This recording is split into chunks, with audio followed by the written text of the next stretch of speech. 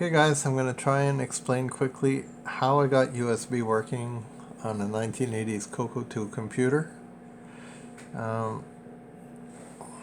It's my computer.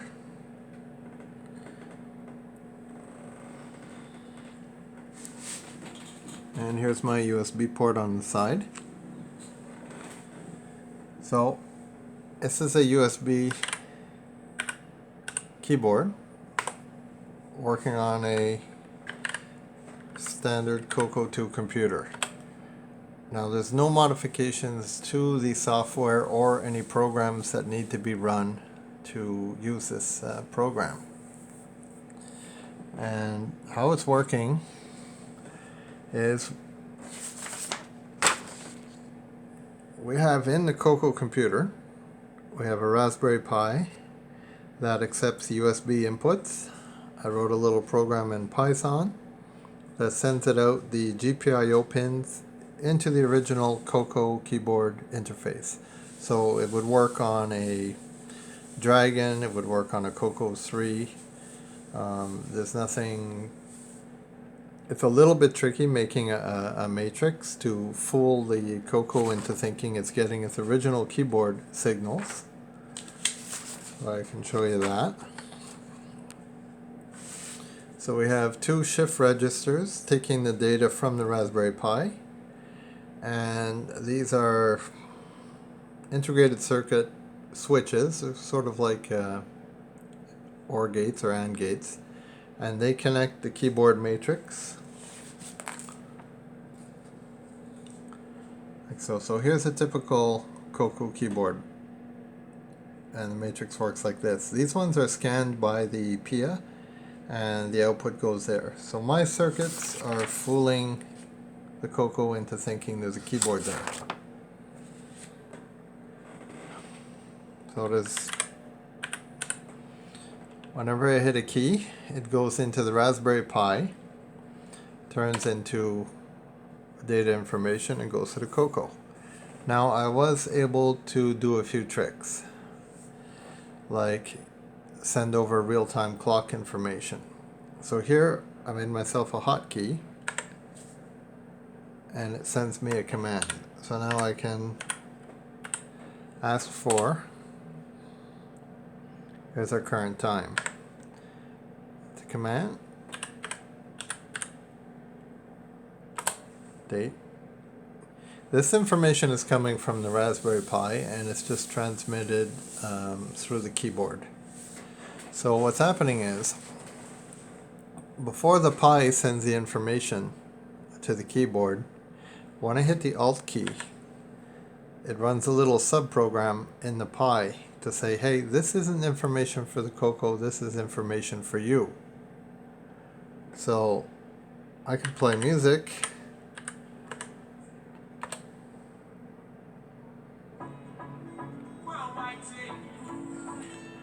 It's playing MP3 music, whatever I want, different songs. Tell it to stop.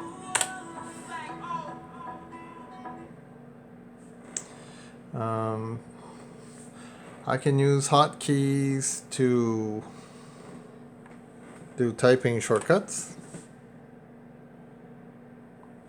So I've programmed the function key with all the functions up top. I don't need that. More hotkeys of I can clear the screen.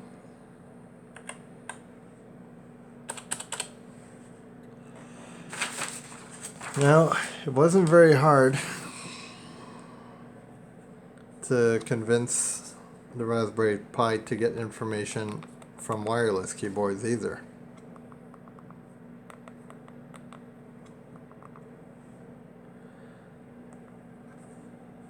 So I can use a wireless device just as well. If I want, I can unplug the mouse. Let's take an external keyboard. Sorry it's a little bit dark here, but that's what I do. So here's my USB port. This right way. And now we'll use the plugged-in keyboard. And that's that.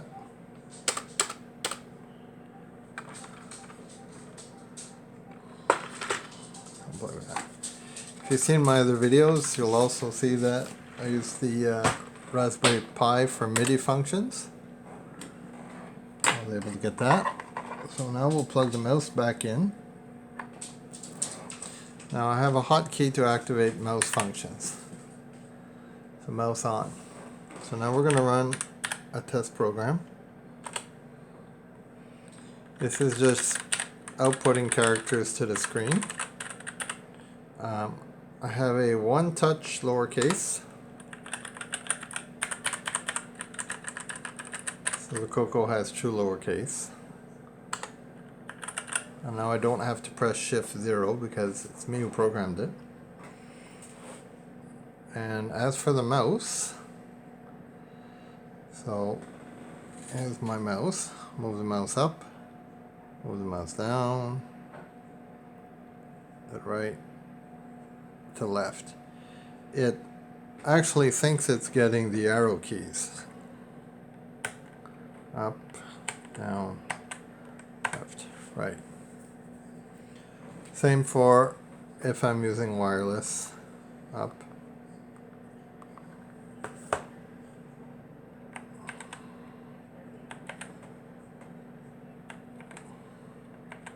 The keyboard itself can do all kinds of neat light effects. So that was partly the main inspiration to get this project going on USB. So now I can turn the mouse off. So again, one command key, I can ask for things that I want from the Pi.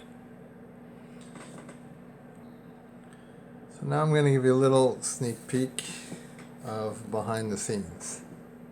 So let's get the keyboard backlit up here. So here's what's happening.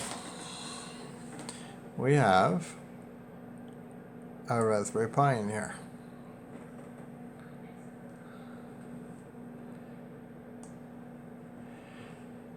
And I'm checking for keystrokes to see what kind of actions I want to do. Do I want to toggle a mouse? Do I want to display high graphic images? Do I want to play songs? MIDI? You name it.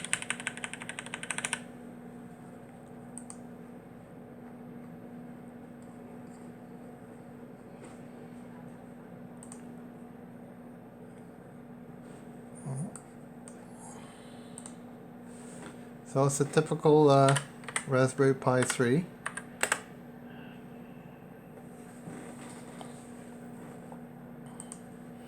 I have it set to automatically boot up and prepare so it can automatically run my program and start sending commands to the Coco. So the Coco does need the Raspberry Pi on and running to work. So I hope this clarifies how this project is working.